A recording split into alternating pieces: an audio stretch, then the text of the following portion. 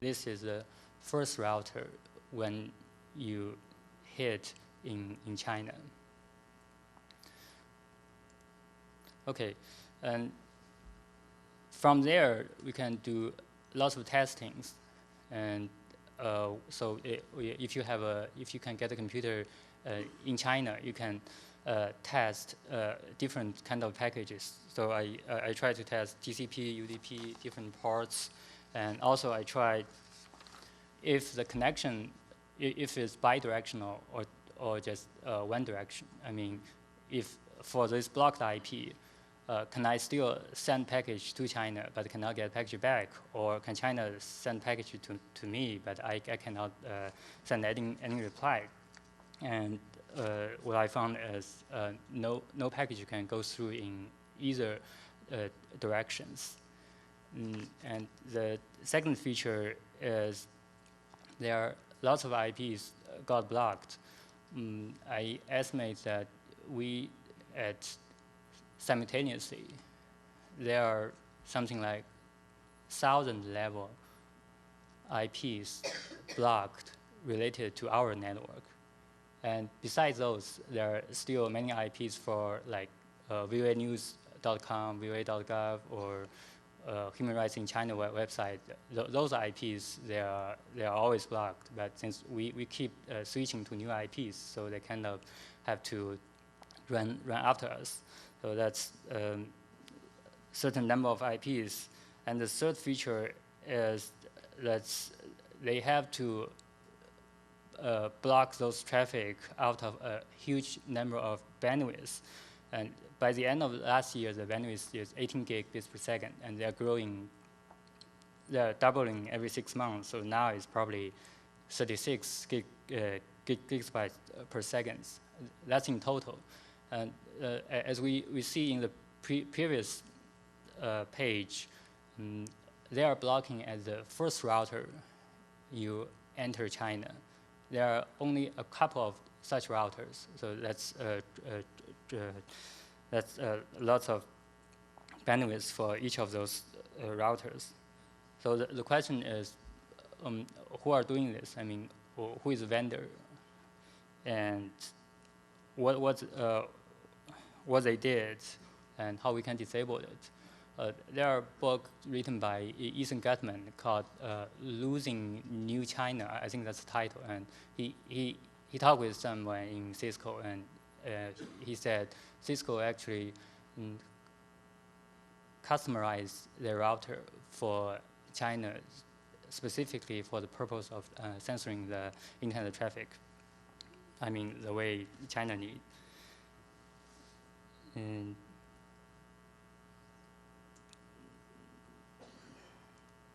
so that's IP level blocking. Yeah, for that, since what I think is probably they do it like the Cisco router. They have the access list. You can use this kind of technology. Just look at the layer 3, that IP address. So that can be very high performance, can handle lots of traffic. But for TCP or UDP, that require more CPU and memory. So I will explain them separately. For TCP, it first catch my attention in 2002 when Google first, they got blocked by China. And then people found it's redirected to some Chinese search engine. And then after that, what happened is Chinese can still visit Google, but they cannot search certain keywords. So what happened is once you search some kind of forbidden keywords, your connection will get it. You will lose your connection to Google for a while.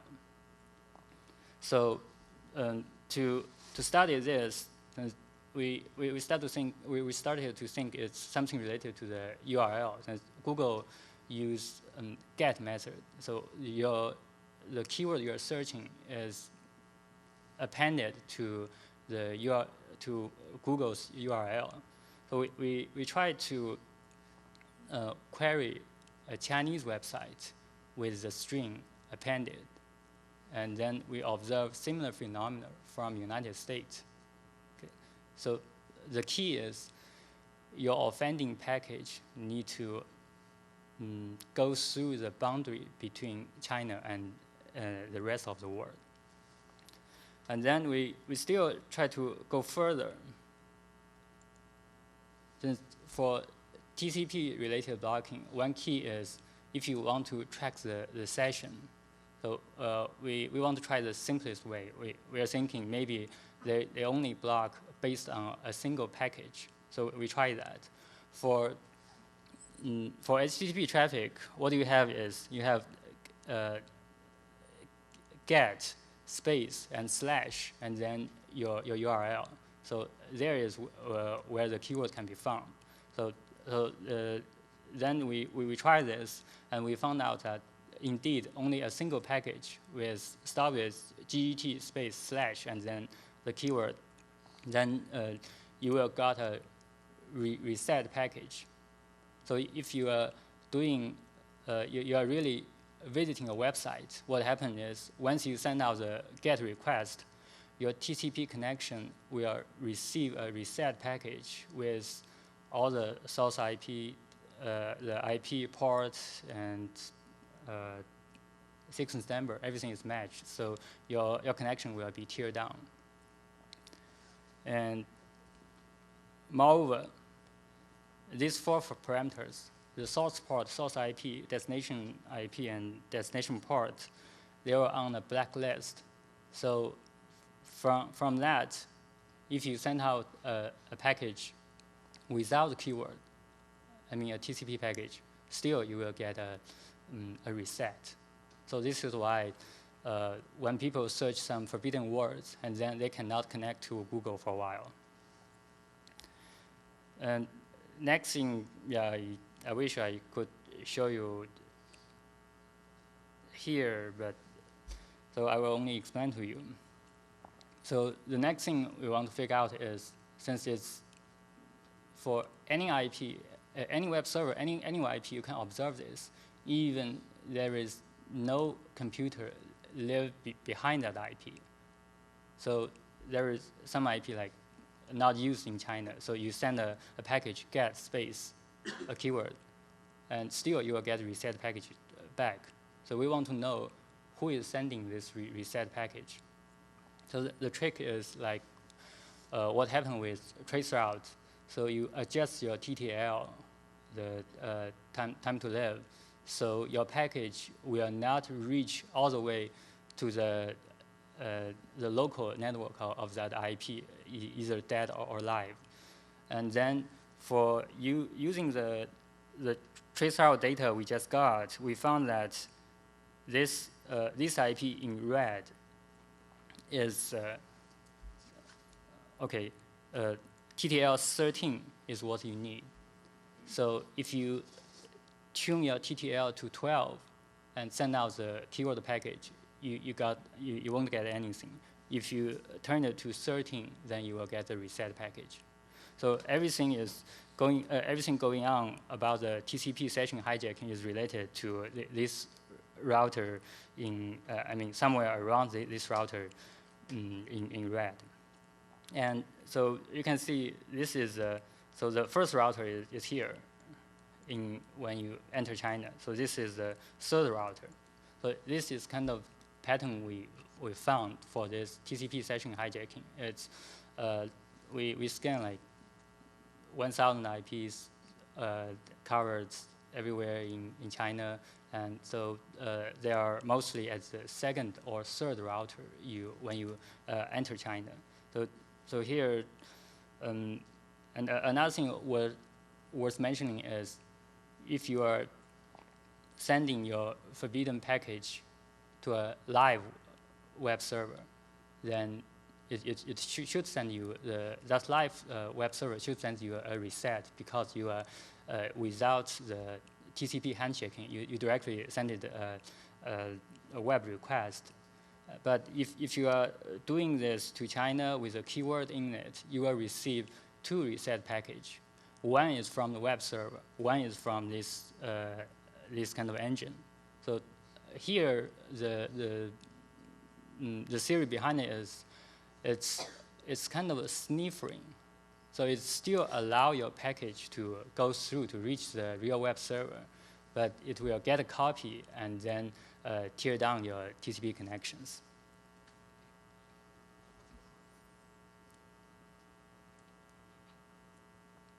So the more about the implication of this TCP session hijacking.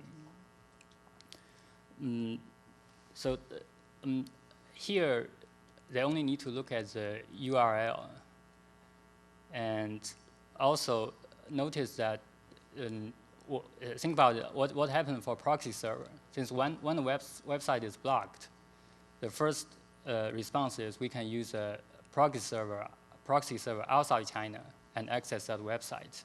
However, for proxy request, the package cross the boundary of China and outside is get space HTTP column / and say voanews.com. So if voanews.com is on the blacklist, no proxy outside China can be used to access voanews.com because your keyword is there. So people say, yeah, maybe China is using proxy hunter to block all the IP of proxies. I didn't see a need for that with this technology in doing their job. And then there are all kinds of observation from users. They say, oh, I cannot get on Google for 20 minutes. And some people say, oh, my browser will crash, something like that. So I think that's probably more like the software problem. And some people say if they reboot, they can get back on Google again. So my suggestion is probably when they reboot, they got a different IP from the ISP. So this new IP is not on the blacklist of that router. But for the actual implementation, since I'm not aware of Cisco router can do this kind of thing. Cisco has IDS product can do similar things, but that's a separate box. So they can just hook up the box besides the router and send a copy of every package to this box. Okay, so that's TCP. Next is DNS. Yes.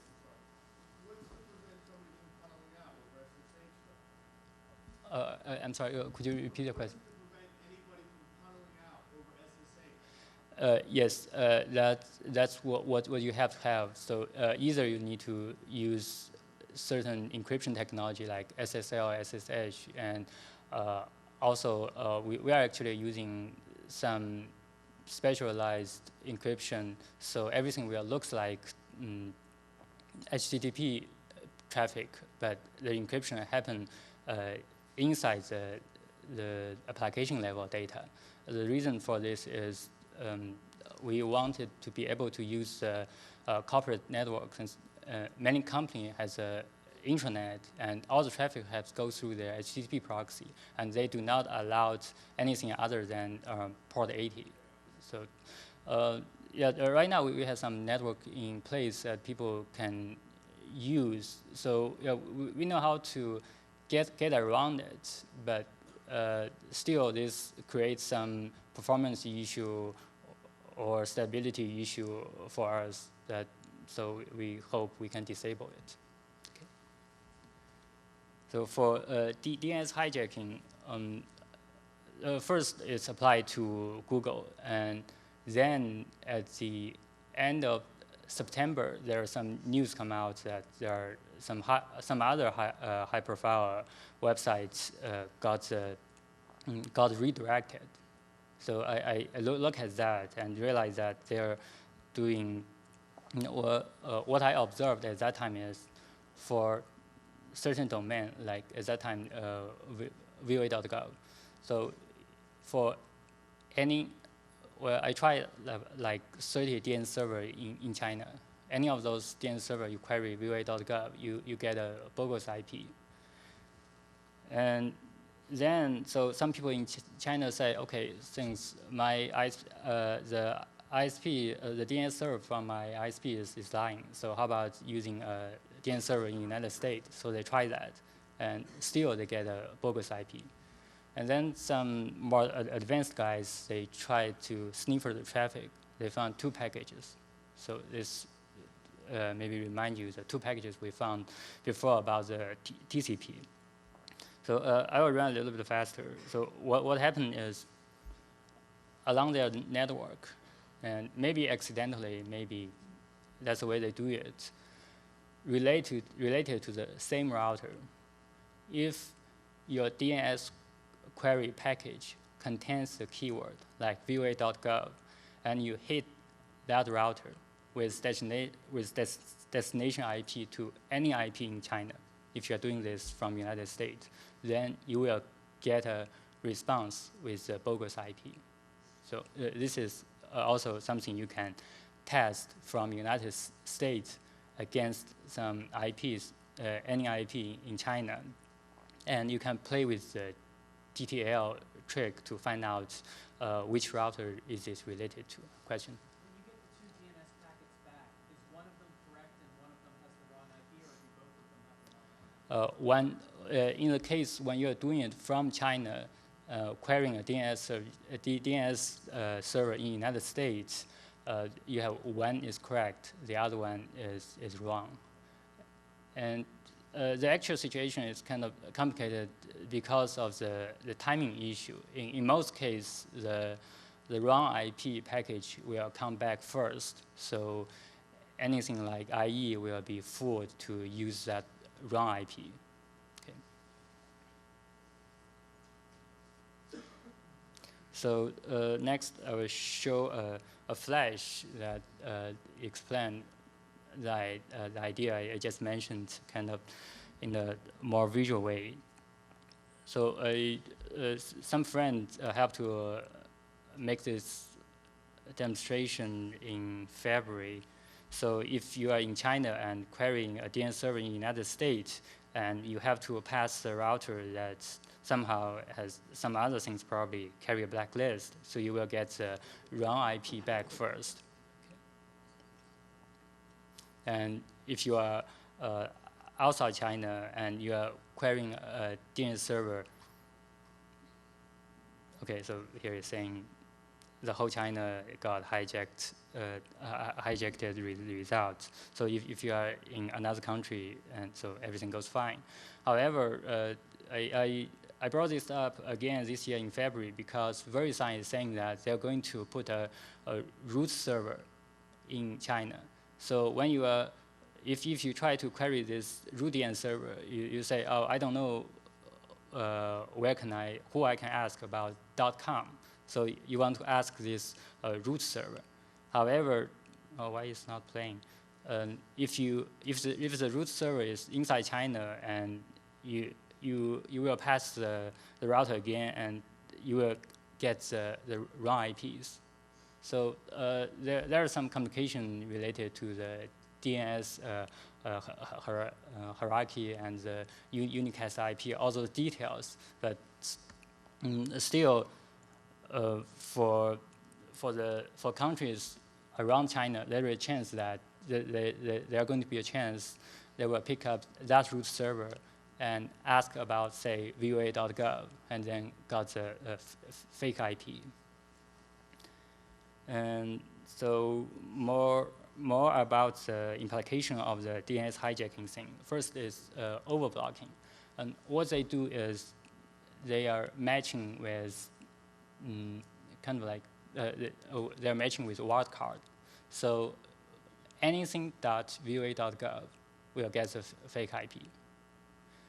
Then, so what happens is, like one of the keywords they have is DWeb, because the name of our network for Chinese to access blocked website is called DynaWeb. So we have some domain contains the string D word or DTW, some similar string. So when they put DWeb onto their blacklist, they will also block www.3dweb.com. So if anywhere you're living in the world, if your DNS package happen to cross the boundary between China and outside world, you will get a fake IP. So that's overblocking. I did some search about DWeb. So this keyword will block 2,000 different domains. And they changed their blacklist and some details for a couple of times since 2002 September. So now voa.gov is not blocked. I mean, the domain name is not hijacked, but their IP is still blocked. Now the keyword lists are mostly related to DynaWeb, since we used to rely on domain name and keep switching the domain name to different IPs to get around the IP blocking. So now, since they are doing the DNS hijacking, so this kind of trick won't be a reliable way. And as I just mentioned, if VeriSign puts the root server into China, there is possibility that people in Taiwan or South Korea or India, maybe they can access some of the blacklisted domain. Okay, and then there are some different scenario. You can take it as your exercise at home. You can, because of the complication with the DNS hierarchy, so if you query your local ISP's DNS server, it actually has to go around, maybe query the root server. And so it's kind of complicated. It's in what kind of situation you will actually finally have a package cross the boundary. So there are different combinations. I won't go through. Okay, so there are also other kinds of internet censorship methods China use. And so the number one is more like the administrative method. So they will put pressure on all the business in China. So one big example is Yahoo China. They signed some petition and saying that they were doing self-censorship and remove any illegal content, things like that. And then technically, they basically block, they try to censor everything.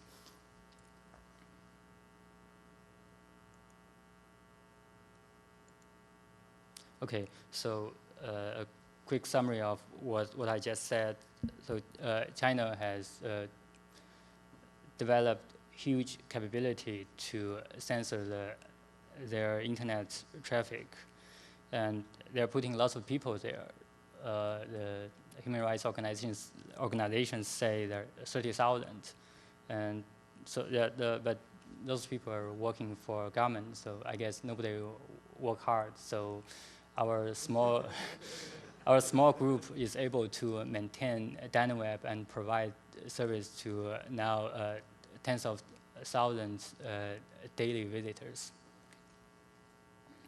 And so just now I mentioned the TCP level, the UDP, and IP level.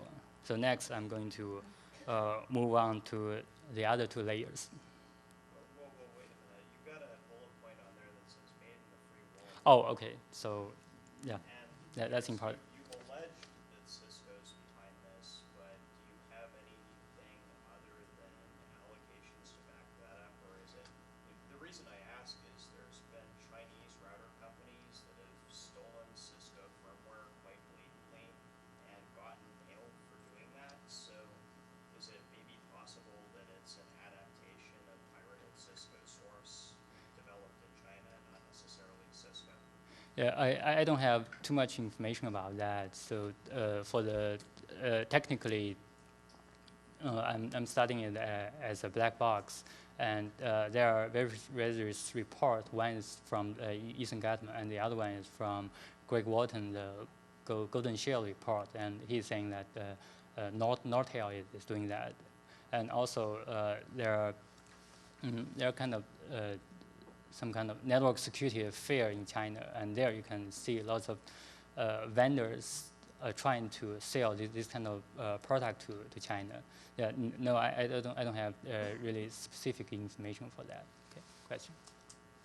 Yes, back about 3 or 4 slides ago, there was something about technology where you send more than 20 messages. Can you flip back a couple of slides? There it is. Any communication technology that reach more than 20 people quickly is censored. Well, if that's true, why are we getting thousands and thousands of spam messages from China? Because, okay, yeah, that's something I'm going to talk more about later on. So the main focus of the internet censorship is political information or anything the government defined as political, not really spam. I mean commercial spam. Okay. Question. If Bill, do you want to hold all the questions till the end? Would that be more convenient? Okay, yeah, thank you. Okay, so if everybody would just please hold your questions to the end, we'll get through the presentation and give them a chance to answer afterwards. Okay, so now I'm going to switch to the analogy with metrics. I think, there you in the movie, the first thing, what's this guy name? Yeah, Morpheus want to show to Neo is what the reality is. They show him the field. Only after that you can have better understanding what those technologies are doing, and then back to understand better what the illusion is. So as a warm-up, I will start with media control and try to compare what's going on in China with what's going on here. For media control in China, it's full control. So for all the business, including foreign business, trying to enter China market, so they have close control what can be reported, what cannot be reported. For internet, there are specific rules that they cannot have independent report. They can only copy from the traditional media. And for the for what I just the technology I talked about is mostly blocking. So they want to stop the traffic, and in effect, this will tailor the internet kind of appear as the way they want. So you can only see information saying saying something positively about the government, and also, in effect, those business in China, they will actively comply to this, and so this is kind of self-censorship. And then, yeah, there is another effect from this blocking. And so it's here, you want to put a big picture here, say, oh, Big Brother is watching you. So someone want to remind you you are watched. But in China, they want you to know, because they want to create a self-censorship for everybody. So like when you are in, or like email, so if you have certain words in your email and then you realize that your email can't go through, this is a simple example. So it's very easy to know the censorship is there. And also for many websites, the forum or BBS, they will post there saying that do not post anything the government doesn't like, something like that. Otherwise, we will be in trouble. So everybody know government have strong regulation with ISP, and there are all kinds of ways to block their efforts to communicate the information government like. And yeah, they're logging, some of the information are logged, and then they will try to trace down who is doing that, and then those information will be known by others. So this will, again, create more self-censorship.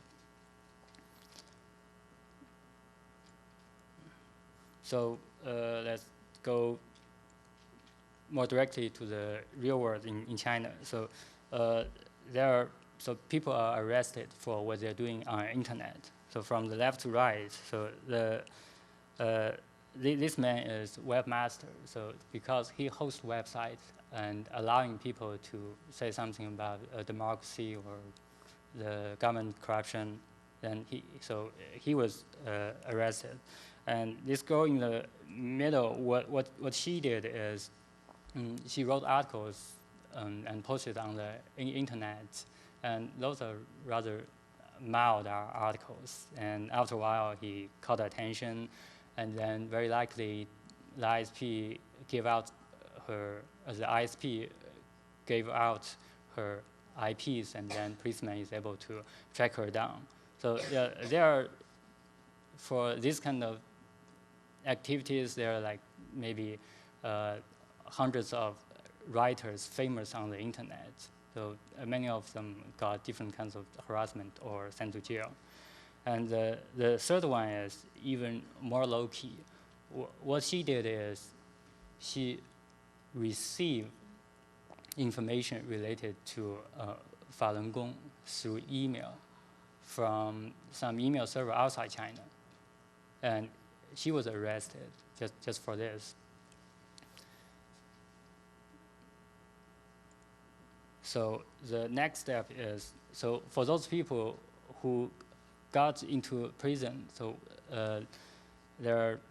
here I'm going to show a few pictures. Those pictures are taken in the model demonstration in Chicago by some Falun Gong. And so those are demonstration about a torch in Chinese prisons. And torch is rather common, especially for the so-called conscience crime. So you are charged because of what you think.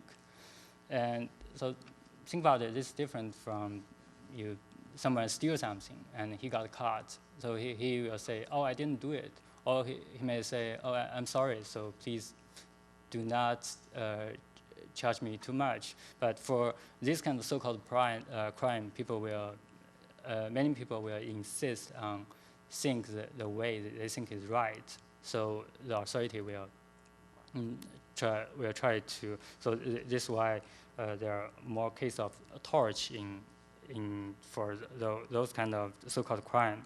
So yeah, really quickly, I will pick up a few examples. Yeah, for this one, what happened is the policeman will dig a bamboo stick into a finger, and so those two are people will be held in some confined small cell and for extended time, even weeks. And so since not too much time, so I will move to the next. So those are not individual cases. It happens throughout China. Since 1999, there are 1,000 confirmed cases of Falun Gong practitioners. They died in detention. And so those are, think about it, those are some of the torch cases resulted in death. And those are information you can get because of all those censorship. So the actual number should be larger. And it's nationwide, and it has been going on up to now. And also, according to those policemen, it's from the order from higher officials, and they have some quota, like each month, during all those torch, how many people they are allowed to die. So some statistics there. This is the death distribution across different provinces in China. So you can see it's everywhere, and those are the numbers. The death case you can see it keeps increasing. Okay, so I will continue on a little bit about my argument about the conscious crime. So it's different from like some crazy people. They just have fun with torturing people, or they just want to kill people. This kind of thing. The goal of the torch or killing is to change people's mind. This is an attack on the human spirituality. And all those things are on the background of the media control. So from the beginning, it's hard for people to get to know the real information. All those cases are covered up in China. And also, with all the economic opportunities in China, and so there are various ways. So China is getting collaboration from the business in outside China, like the Yahoo China case. If you search Yahoo for certain keywords, the result is very different from what you got on Google. All the information the Chinese government doesn't like, you cannot find it on Yahoo China's search engine.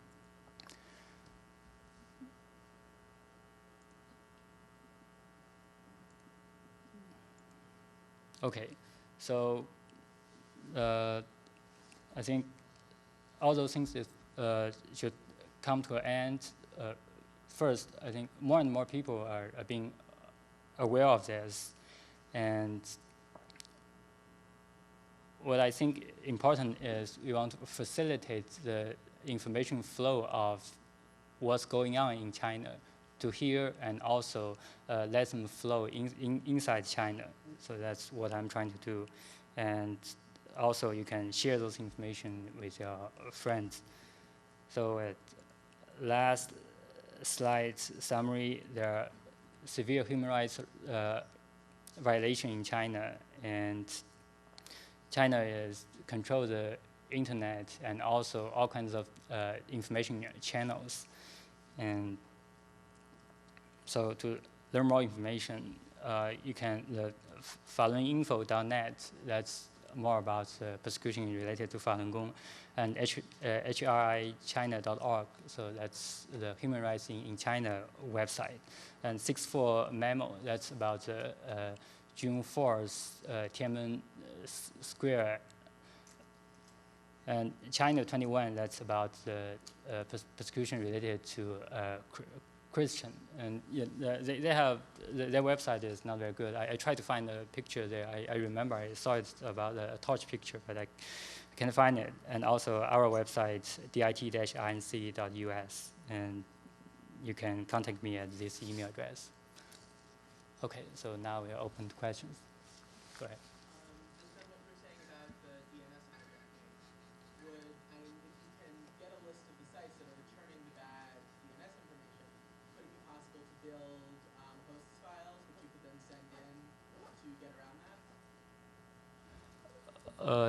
What do you mean by host file?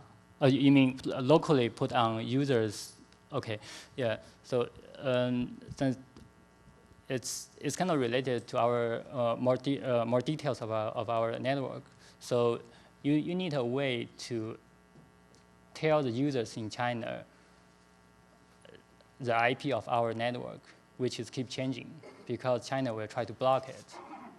So then, yeah, lots of the question is related kind of chicken egg problem. So for this host file, you have some hard-coded IP which will be blocked very soon. Then, still we need to find a channel to deliver updated IP information to users. Last question. Okay. I've had a little bit of experience tunneling outside of. I've had a little bit of experience tunneling outside, and I was wondering, have you noticed major differences between the mainland and Hong Kong? Hong Kong, from my observation, is kind of split. Some of the ISP is not blocked, and some ISP has all those IP blocking TCP, UDP things. That's what I've noticed. In Hong Kong, you can usually get VPN tunnels directly out to the rest of the world. Yeah, actually, there are some people running a T1 line in China. They just cross the little river in between Hong Kong and mainland, and then they can get around. Right on. Okay, thank you.